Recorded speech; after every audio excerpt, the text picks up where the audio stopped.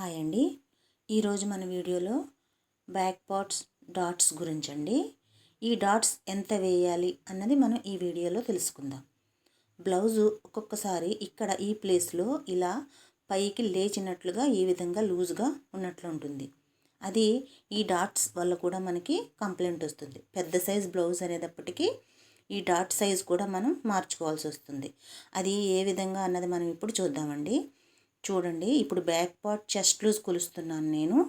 ఈ విధంగా మనం ఇలా చూసుకుంటే మనకి 26 ఇంచులు వచ్చిందండి. 26 చూసారు కదా, మనకి చెస్ట్ లూజ్ 26 ఇంచులు ఈ విధంగా మార్క్ చేసుకున్నాం. ఇప్పుడు మనం వేస్ట్ లూజ్ చూద్దామండి.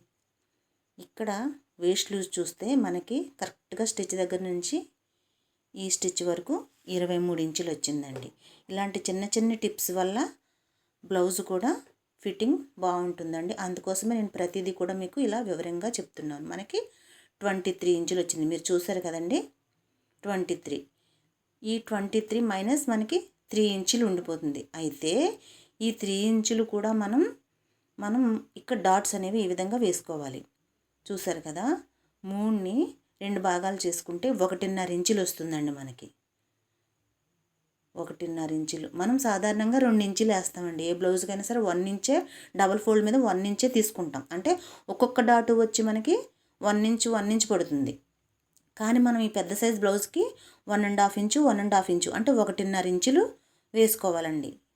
ఈ డాటు ఒక్కొక్క డాట్ ఈ 3 ఇంచులు కూడా మనకి ఇక్కడ డాట్ పడుతుంది. ఇలా ఈ విధంగా డాట్స్ వేసుకుంటే బ్యాక్ పార్ట్ ఫిట్టింగ్ కూడా పర్ఫెక్ట్గా వస్తుందండి. చూసారు కదండి, ఈ విధంగా వేసుకోవాలి డాట్స్.